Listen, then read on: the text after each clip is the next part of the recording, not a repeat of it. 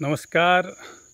मैं Puranchand Joshi, retired inspector BSF, आपको आज अपने पैतृक निवास उत्तराखंड के ज़िला अल्मोड़ा, विकासखंड चौखुटिया के पीपलधर गांव में अपने छत से, जहां से आपको मेरे पीछे हमारे गेवाड़ घाटी का विहंगम दृश्य भी दिखाई दे रहा है, वहाँ से नमस्कार, प्रणाम, जय हिंद और वंदे मातरम करता हूँ।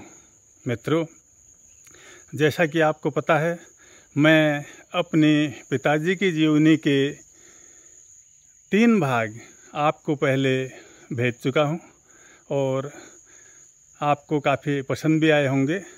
और आज मैं उनकी जीवनी का चौथा और अंतिम भाग लेकर के आपके सामने उपस्थित हूँ। तो इससे पहले कि मैं चौथा भाग शुरू करूँ, मैं आपको इतना बताना चाहता हूँ कि 7 समुद्र पार द्वितीय विश्व युद्ध से वापस 1945 के अंत में भारत आने के बाद 1946 में पिताजी की शादी हुई थी। तो शादी के समय पिताजी की आयु 28 साल और माताजी के 15 साल थी। तो उनका उस समय का, जबकि उसमें फोटोग्राफी वीडियोग्राफी नहीं होती थी, लेकिन हमारे पड़ोस में मेरे पिताजी के एक मित्र थे, उन्हीं की उम्र के, श्रीमान स्वर्गीय श्री जयदत्त शर्मा जी, उनके पास कैमरा हुआ करता था। तो शादी के बाद जब पिताजी 1946 के सितंबर महीने में, यानी कि शादी के 4-5 महीने के बाद छुट्टी आए थे, तो उस समय वो, जब हमारे माताजी उस समय धान की मड़ाई का काम चल रहा होता है, तो खेतों में पुआल को सुखा करके हमारे यहाँ घर में लाके पेड़ के साथ या किसी खम्भे से लगा देने का रिवाज है, जिसको हम लूटा कहते हैं। तो पुआल लाते समय वो कैमरा लेके रास्ते में मिले और पिताजी भी साथ थे, तो उन्होंने कहा आपकी एक फ़ोटो हो जाए। तो उस समय का 1946 15 सितंबर से 15 अक्टूबर के बीच का फ़ोटो मेरे पास है, जो मैं आपको दिखाना चाहूँगा। और ये फ़ोटो मेरे माताजी और पिताजी का शादी के 4 महीने बाद सितंबर अक्टूबर 1946 का है। तो बड़ी शानदार पर्सनालिटी थी। 6 फीट के लंबे पिताजी थे और ऐसे ही 5 फीट 5 या 6 इंच के करीब हमारी माताजी भी थी। तो मित्रों, ये उनका उस समय का फ़ोटो है और ये मैंने दिखाना ज़रूरी समझा था आपको। और अब मैं आपको ले जाता हूँ भाग 4 में आगे की ओर। तो उस समय पिताजी यहाँ आने के बाद भी, जब बंटवारे के बाद लड़ाई शुरू हो गई थी कश्मीर में, तो पिताजी को रुड़की से कश्मीर भेज दिया गया लड़ाई में, और वो सितंबर 49 तक वहीं रहे। इस दौरान भारत में 15 जनवरी 49 को भारतीय सेना की कमान ब्रिटिश जनरल राय फ्रांसिस बुचर ने भारतीय जनरल श्री KM करियप्पा को सौंप दी थी। पिताजी कश्मीर की लड़ाई से वापस आकर के वापस बंगाल इंजीनियर ग्रुप में गए और इसी दौरान 1950 में 26 नवंबर 1949 को भारत का संविधान बनकर तैयार हो गया था और 26 जनवरी 1950 को हमारा संविधान लागू किया गया, जिसके उपलक्ष्य में हम लगातार प्रतिवर्ष 26 जनवरी को गणतंत्र दिवस मनाते हैं। और 1952 में भारत का, स्वतंत्र भारत का पहला चुनाव आयोजित किया गया। चुनाव हुए होंगे, सरकार बनी होगी और देश आगे चल रहा है। तो इसी में देश के संबंध आगे पीछे रहने सभी देशों से, पड़ोसियों से, विदेशों से किए जाते हैं। तो नेपाल हमारा पड़ोसी राष्ट्र था, तो वहाँ पे इतना डेवलपमेंट नहीं था, विकास नहीं था, और उसी विकास के एवज में भारत सरकार ने अपना एक मिलिट्री मिशन वहाँ पर भेजा था, जिसमें बंगाल इंजीनियर ग्रुप की ओर से मेरे पिताजी को भी नॉमिनेट किया गया था। और 1952 में वो Bengal engineer group centre Roorkee से नेपाल चले गए। वहाँ पर कई टास्क थे उनके, 3 साल का पीरियड था जहाँ कई रोडें बननी थी और एयरपोर्ट बनना था, पुल बनने थे, यानी कि विकास के जो भी कार्य हैं और इंजीनियर के द्वारा जो संपन्न हो सकते थे वो करने थे। तो इन्होंने वहाँ पर जा कर के काफ़ी रोडें बनाई और पोखरा का जो एयरपोर्ट है वो हमारे बंगाल इंजीनियर द्वारा बनाया गया है। तो जब वो एयरपोर्ट कच्चा तैयार हो गया, उसके ऊपर मेटल नहीं हुआ था, यानी कि डामर आदि जो पक्का किया जाता वो नहीं हुआ था, तो उस समय वहाँ फिर जहाज़ उतरने शुरू हो गए। मालवाहक जहाज़ उतरते थे, हमारे भारत के ही बड़े मालवाहक सेना के विमान वहाँ जाते थे।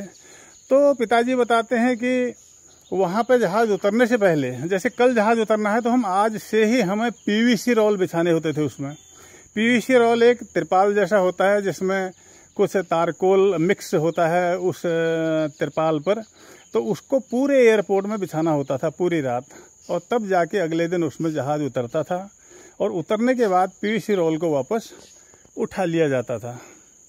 तो मित्रों, उसके बाद पिताजी यहाँ से रुड़की में क्वार्टर था उनका, माताजी को भी वहाँ साथ लेके गए। जब वहाँ क्वार्टर आदि का सारा बंदोबस्त हो गया होगा तो माताजी को भी साथ लेके गए। और उस समय मेरे भाई साहब जो है, बड़े भाई साहब श्रीमान ललित कुमार जोशी जी, वो जन्म ले चुके थे 1952 में, तो अब वो 3 प्राणी वहाँ पर हो गए।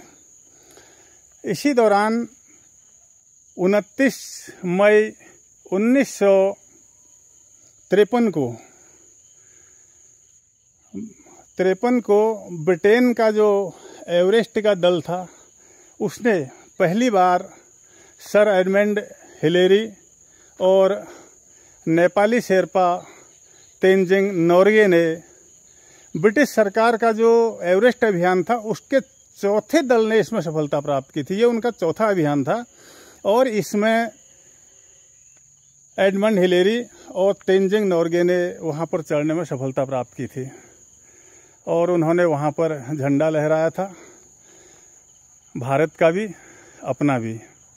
और उसके बाद जब वो, ये 29 मई 1953 की बात है, 29,000 फीट ऊंचा, दुनिया की सबसे ऊंची चोटी एवरेस्ट। अभी तो काफ़ी सारे लोग और ग्रुप वहाँ पर चढ़ चुके हैं, लेकिन वो पहली बार एवरेस्ट के विजेता थे, जो कि एक वर्ल्ड रिकॉर्ड है, Guinness book of world record है।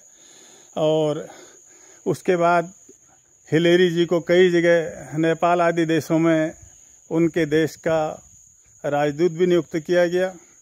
उन्होंने दार्जिलिंग में एक स्कूल भी खोला माउंटेनियरिंग का, और तेंजिंग नोर्गे को भी वहाँ पे, जो कि एक मात्र मामूली वजन ढोने वाले शेरपा थे, उनको भी वहाँ टीचर लगाया गया और उनको हेमराष्ट्र की उपाधि दी गई उस समय। तो बाद में उनके नाम के ऊपर हेमराष्ट्र तेंजिंग नोर्गे करके उनको बोला जाता था। तो जब वो वापस आए होंगे वहाँ से 10-15 दिन के बाद, उतरने में जो भी उनको समय लगा होगा, तो उस समय काठमांडू की सड़कों में जिस रोड से उनको आना था पूरी लाल कालीनें बिछ गई, और जहाँ से रोड था वहाँ से लेके काठमांडू के राजा का जो महल है नारायण हिती पैलेस, वहाँ तक उनको खुली जीप में लाया गया। बड़ी बड़ी दाढ़ी थी उनकी, चश्मे लगे हुए थे, वही स्नो वाले बूट और उसी ड्रेस में वो काठमांडू के नारायणी हिती महल में आए। उस समय नेपाल के राजा त्रिभुवन वीर विक्रम शाह थे और उनसे मिलने के बाद उनका काठमांडू में एक सम्मान समारोह भी आयोजित किया गया। तो उसी सम्मान समारोह में हमारे माताजी और पिताजी भी वहाँ पर उस समय उपस्थित थे। और जब सम्मान समारोह के बीच में हिलेरी और तेंजिंग नोर्गे वहाँ पर आए तो उन्होंने हमारे माताजी पिताजी से भी हाथ मिलाया, और जो मेरे बड़े भाई साहब श्रीमान ललित कुमार जोशी जी उस समय लगभग 1.5-2 साल के थे, उनको बताते हैं कि हिलेरी ने अपने गोद में उठा के पुचकारा था, प्यार किया था। तो ये एक अविस्मरणीय यादें हैं उस जमाने की, जब ये एक विश्व की बहुत बड़ी और पहली घटना थी। उसके बाद धीरे धीरे करके 8,849 मीटर ऊंची थी एवरेस्ट चोटी, लगभग 29,002 फीट ऊंची, और 33 साल के थे उस समय एडमंड हिलेरी। उसके बाद सर 1955 में पिताजी अपना जब 3 साल का कार्यकाल पूरा करके भारत में वापस बंगाल इंजीनियरिंग में आए, तो उनको फिर 1 साल के लिए कश्मीर भेजा गया। तो 56 से 57 तक वो फिर कश्मीर में रहे, और 57 से 58, 59 लगभग मई जून तक फिर उनकी पोस्टिंग लगभग 2 साल दिल्ली कैंट में रही। और दिल्ली कैंट के बाद अब उनका रिटायरमेंट का समय आ गया था। तो उस समय जो भी सैनिक रिटायर होते थे, उनको रिटायरमेंट से ठीक 6 महीना पहले उनका जो उस रेजिमेंट का ट्रेनिंग सेंटर होता था, वहाँ पर उनको बुला लिया जाता था, ताकि उनके जो पेंशन संबंधी रिकॉर्ड हैं उनको ठीक और क्लियर किया जा सके। तो इसी प्रकार हमारे पिताजी भी 6 महीने पूर्व वहाँ पर आ गए थे, और इस प्रकार जो है 13 अक्टूबर 1938 को जब भर्ती हुए थे मेरे पिताजी, तो उसके ठीक 40 साल और 3 दिन की उम्र, यानी कि जो उनकी उम्र उस समय 40 साल और 3 दिन थी, और 21 साल और 2 दिन की उनकी नौकरी थी। तो सेना की सर्विस करके 15 अक्टूबर 21 साल और 2 दिन सेना की सर्विस करके 15 अक्टूबर 1959 को वो सम्मान सहित कंपनी हवलदार मेजर, जिसको शॉर्ट में CHM कहते हैं, कंपनी हवलदार मेजर पद पर वो रुड़की से रिटायर हुए। और इस दौरान पिताजी 1939 से 1945 तक द्वितीय विश्व युद्ध में समुद्र पार रहे कई देशों में, जैसा कि मैं अपने पहले एपिसोडों में बता चुका हूं। और 1947 से सितंबर 1949 तक कश्मीर की लड़ाई में रहे। फिर जो उसमें बंटवारे के बाद लड़ाई हो रही थी, जब कश्मीर में पाकिस्तान ने अपने कबायली भेज दिए थे, तथा 1952 से लेके 55 तक मिलिट्री मिशन में नेपाल में रहे, और 1956 से 57 तक फिर जम्मू कश्मीर में रहे 1 साल, तथा 1957 से लेके मई जून 59 तक दिल्ली कैंट में, और उसके बाद 6 महीने के लिए अपने सेंटर में आकर के रिटायर हो गए थे। रिटायर होते समय वो 40 रुपया पेंशन लेकर के आए थे। 40 रुपया उनकी पेंशन बनी थी, और जो भी उनके फंड आदि जो भी मतलब रकम आते समय मिलती है, ग्रेचुइटी या उस समय लीव इनकेसमेंट होता था नहीं होता था पता नहीं, या जो भी उस समय फंड होते होंगे, वो सारे मिला करके उन्हें कुल 1100 रुपये मिले थे। और वो 1100 रुपये लेके जब वो घर आए, तो उन्होंने जैसा आमतौर पर फौजी किया करते थे, मकान बनाया। 4 कमरे नीचे, 4 कमरे ऊपर और बरामदा, 8 कमरों का मकान बनाया, जो कि लगभग 1300 रुपये में बना। 200 रुपया कर्जा भी हो गया, और गरीबी आ गई। गरीबी इतनी आ गई कि वो कहते थे कि आलू का जो पेड़ होता है ना, आलू का पौधा, उसके नीचे आलू के पौधे में, कई पौधों में बड़े बड़े आलू लगते हैं, और कई पौधे ऐसे होते हैं जिनमें छोटे छोटे आलू लगते हैं, जिनको बेरी आलू भी कह दिया जाता है। तो वो कहते थे कि एक आलू का पेड़ खोद के उसमें जो भी 15-20 आलू निकलते होंगे, उसको हम लगभग 3 दिन खाते थे। इतनी गरीबी आ गई। इसी दौरान उनके साथ के उनके मित्र एक रिटायर सूबेदार थे गढ़वाल के, उनका पत्र आता है कि जोशी जी, आप दोबारा नौकरी करने के लिए यहाँ मेरे पास आ जाएं, मैं भर्ती का इंचार्ज लगा हुआ हूँ, ग्रिप की भर्ती हो रही है। ग्रिप यानी कि जो बॉर्डर रोड ऑर्गेनाइजेशन कहते हैं, BRO। ग्रिप का फुल फॉर्म होता है जनरल रिजर्व इंजीनियरिंग फोर्स। उसको ग्रिप भी कह देते हैं और BRO भी कह देते हैं।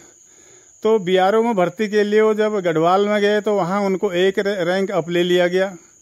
उस समय कर्णप्रयाग से बद्रीनाथ का रोड बन रहा था। औजार हथियार उस समय आला दर्जे के होते नहीं थे। तो वहाँ पे जब ब्लास्टिंग होती थी उस ज़माने में तो कई लोग उनके ग्रुप के दब के मर जाते थे। ऊपर से पहाड़ गिरता था।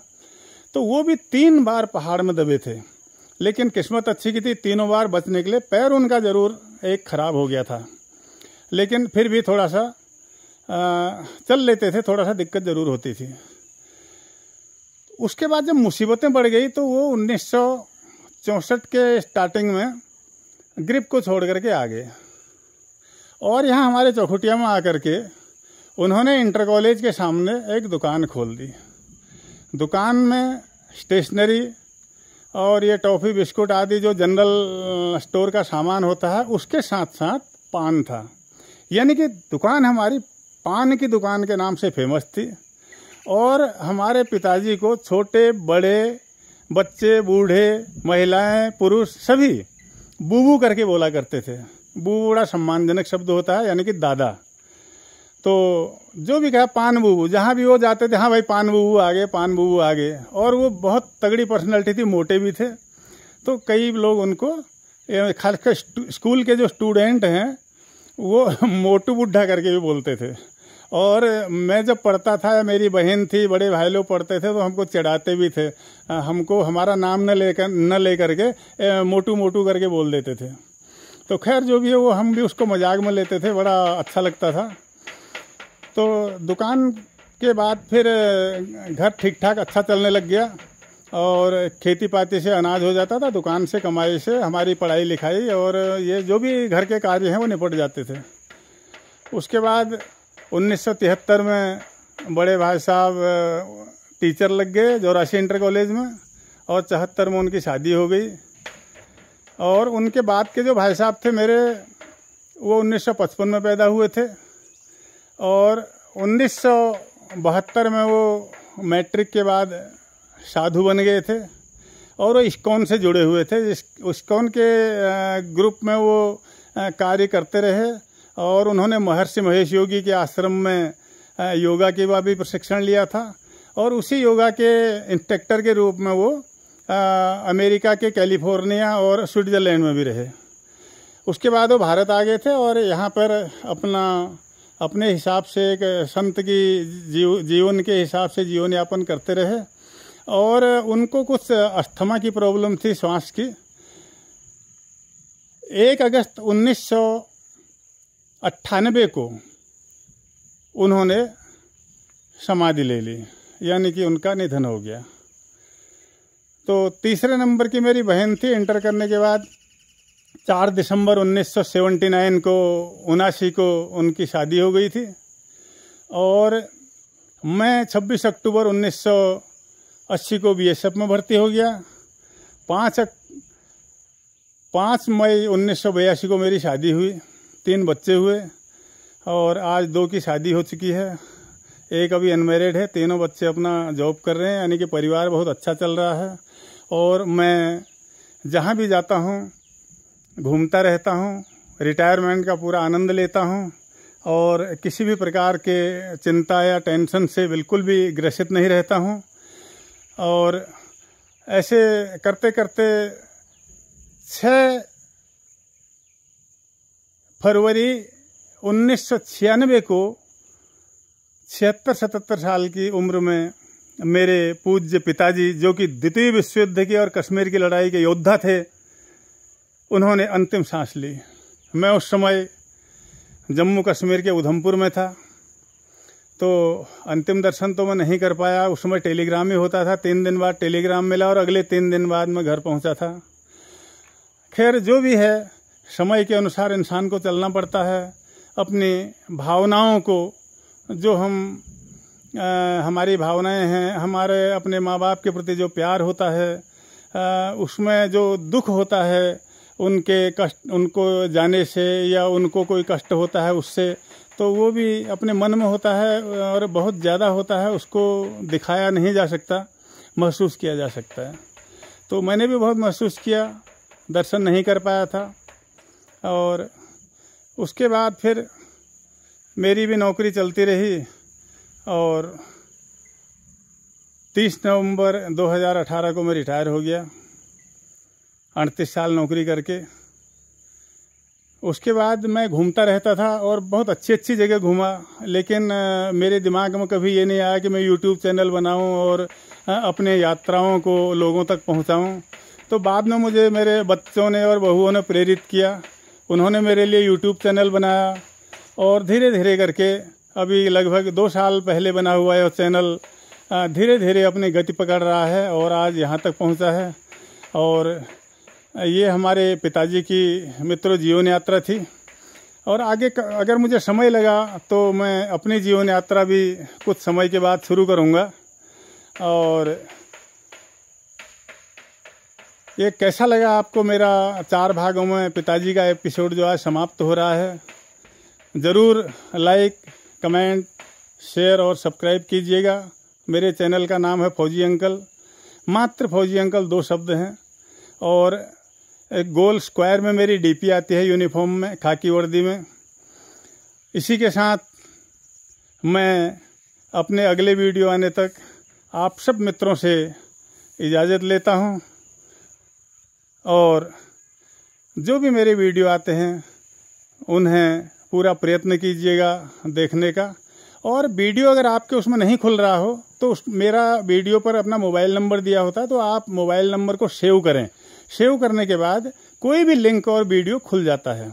और लिंक को खोलते समय आप जो वीडियो पर तीर का निशान आता है उसको टच न करके जो फोटो के नीचे 2 नीले रंग की लिंक की लाइनें आती हैं, उस लिंक को अगर आप टच करेंगे तो फोटो जो ये वीडियो चल रहा है पूरे स्क्रीन में आपको दिखाई देगा, फुल स्क्रीन में।